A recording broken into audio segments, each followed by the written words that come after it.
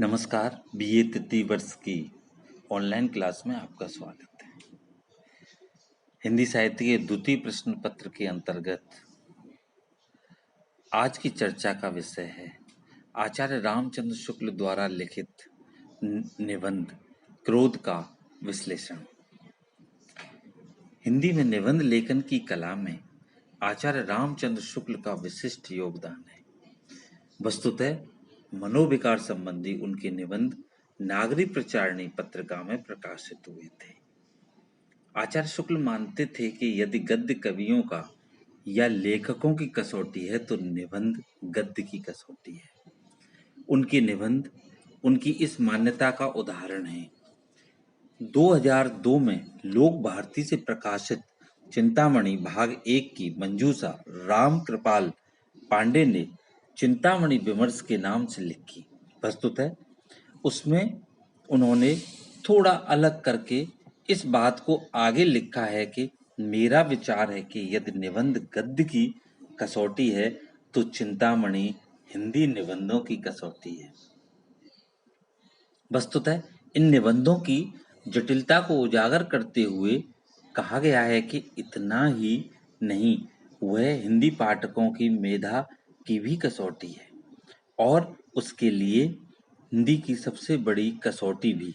आचार्य रामचंद्र शुक्ल के निबंधों की विशेषता है कि वे शुरुआत से ही विषय वस्तु की स्थापना के बतौर कम से कम शब्दों में अपनी बात स्पष्ट करना चाहते हैं।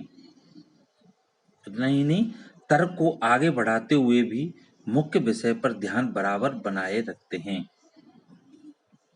इसी शैली के अनुरूप सबसे पहले वे क्रोध नामक इस मनोभाव का स्वरूप स्पष्ट करने की कोशिश करते हैं। उनके अनुसार क्रोध दुख के चेतन कारण से साक्षात्कार या अनुमान से उत्पन्न होता है। वस्तुतः चिंतामणि के भाग 1 की मंजूषा लिखने वाले विश्वनाथ प्रसाद मिश्र ने इसका खुलासा करते हुए लिखा है कि शुक्ल जी ने चेतन कारण इसलिए दिया है कि कुछ लोग पत्थर से ठोकर लगने पर उस पर भी टूट पड़ते हैं, पर आचार्य जी के यहाँ उसकी ओर ध्यान का प्रश्न ही नहीं रहा है। आचार्य शुक्ल जी के इस वाक्य के सौंदर्य को विस्तार से स्पष्ट करते हुए श्री राम कृपाल पांडे ने चिंतामणि विमर्श में लिखा, इस वाक्य में उपयुक्ततम शब्दों का यथास्थान प्रयोग हुआ है। इस प्रसंग से चेतन, साक्षात्कार और अनुमान से बेहतर शब्द आपको कहीं और नहीं मिल सकता। चेतन के स्थान पर सजीव, सज्ञान, बुद्धिमान इत्यादि में से कोई भी शब्द प्रयोग नहीं हो सकता। इसी प्रकार साक्षात्कार के स्थान पर दर्शन या देखना प्रयुक्त नहीं हो सकते। वस्तुतः यदि हम अनुमान के स्थान पर अंदाज रखें तो वाक्य का सारा सौंदर्य ही बिखर जाएगा। दोबारा इसी वाक्य में निहित वैज्ञानिकता को रेखांकित करते हुए लिखा है कि ऊपर अभी अभी हमने क्रोध की जो परिभाषा उद्धृत की है उसमें न तो कोई शब्द आप बढ़ा सकते हैं न घटा सकते हैं। ऐसा करने से वैज्ञानिकता नष्ट हो जाएगी। वस्तुतः परिभाषा के उपरांत निबंध जिस तरह आगे बढ़ता है उस क्रम को राम कृपाल जी इस प्रकार स्पष्ट करते हैं और इसे भी उसी वैज्ञानिक पद्धति का अंग बताते हैं। उनके अनुसार विवेचन की वैज्ञानिक प्रणाली की एक अन्य प्रमुख विशेषता है प्रमाणों, दृष्टांतों या उदाहरणों से अपने तात्पर्य को स्पष्ट करना या अपनी स्थापना की सत्यता प्रमाणित करना। उक्त निबंध के प्रसंग में इस प्रणाली का प्रयोग किया गया है। उदाहरण देते हुए श्री पांडे जी लिखते हैं कि शुक्ल जी ने क्रोध निबंध में पहले क्रोध की परिभाषा दी, फिर बताया कि क्रोध के लिए पहुंचने वाले दुख और उसके कारण का परिज्ञान आवश्यक होता है। इसके बिना क्रोध उत्पन्न नहीं होता। अपनी बात को स्पष्ट करने के लिए उन्होंने एक उदाहरण भी दिया है। 3-4 महीने के बच्चे को कोई हाथ उठाकर मार दे तो उसके हाथ उठाते ही देखा है कि वह अपनी पीड़ा और उस हाथ उठाने का क्या संबंध है, यह वह नहीं जानता है। अतः वह केवल रोकर अपना दुख मात्र प्रकट कर देता है। इस उदाहरण के बल पर अगले वाक्य में उन्होंने सूत्र शैली में यह निष्कर्ष दिया है कि दुख के कारण की स्पष्ट धारणा के बिना क्रोध का उदय नहीं होता है। इतने में केवल शुक्ल जी के वर्ण विषय स्पष्ट रूप से परिलक्षित होते हैं। इसके बाद ही वे इस मनोभाव की आवश्यकता बताने लगते हैं। इस सिलसिले में ध्यान देने की बात यह है कि आमतौर पर क्रोध को अच्छी बात नहीं माना जाता, लेकिन स्वाधीनता आंदोलन के साथ इसे जोड़ते देखते हैं उनका आशय स्पष्ट हो जाता है। इसे एक अन्य उदाहरण से पुष्ट करना अप्रासंगिक न होगा।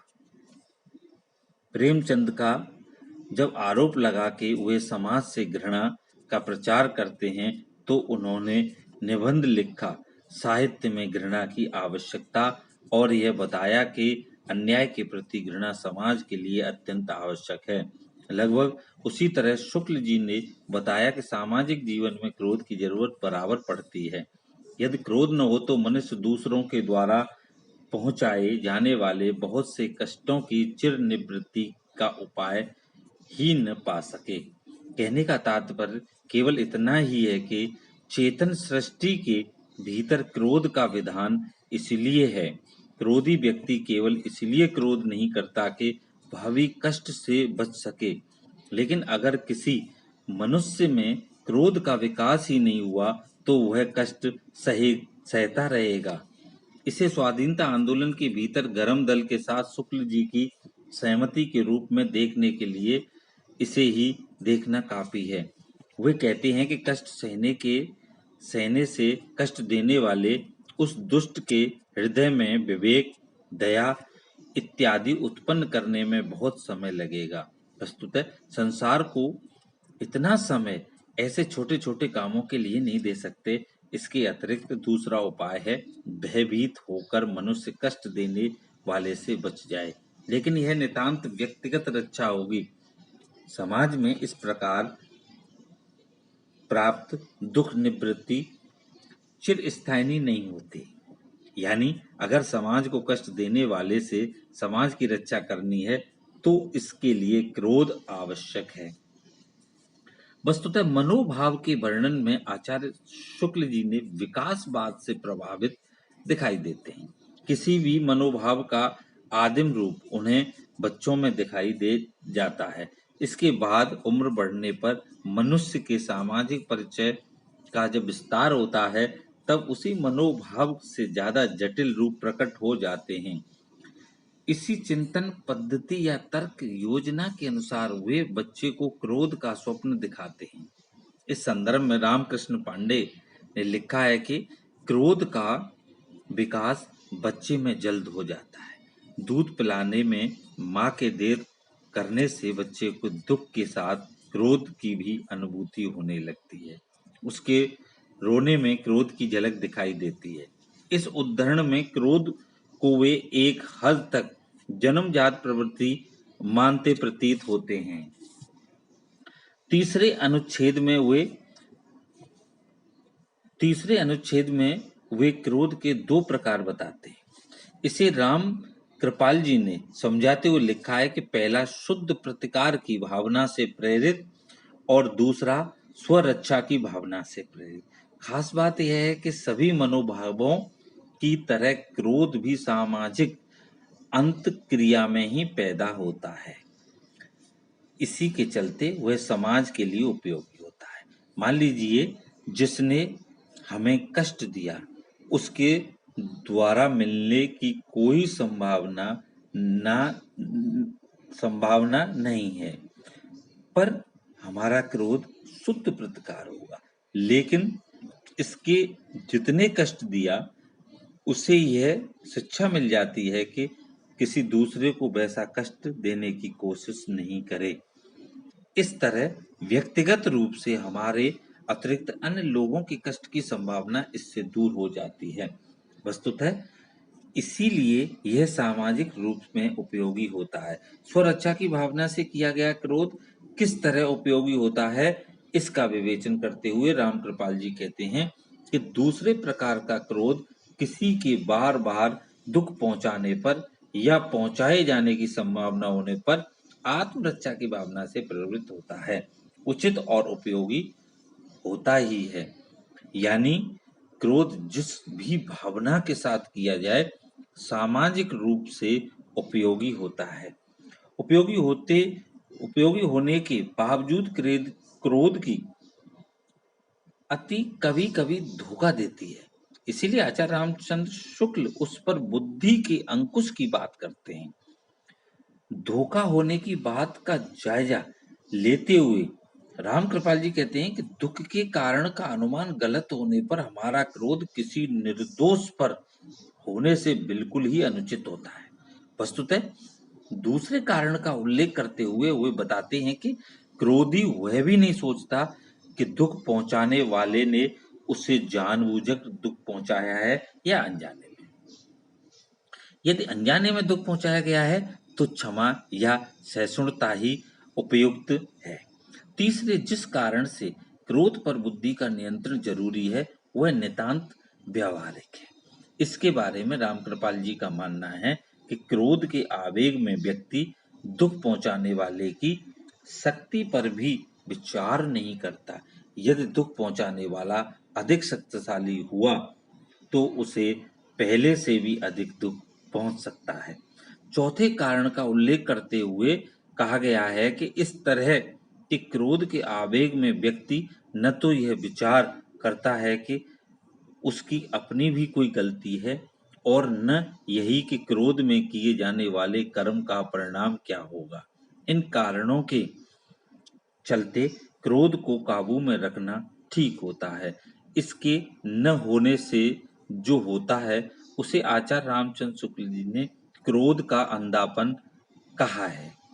इसके बाद आचार्य रामचंद्र शुक्ल ने क्रोध के परिणाम पर विचार करते हुए लिखा है कि क्रोध की उग्र चेष्टाओं का लक्ष्य हानि या पीड़ा पहुंचाने के पहले आलम्बन में भय का संचार करना और रहता है। क्रोध के जरिए डर पैदा कर देने से कभी कभी उद्देश्य की पूर्ति हो जाती है और दुष्परिणामों की नौबत नहीं आती है। धन्यवाद।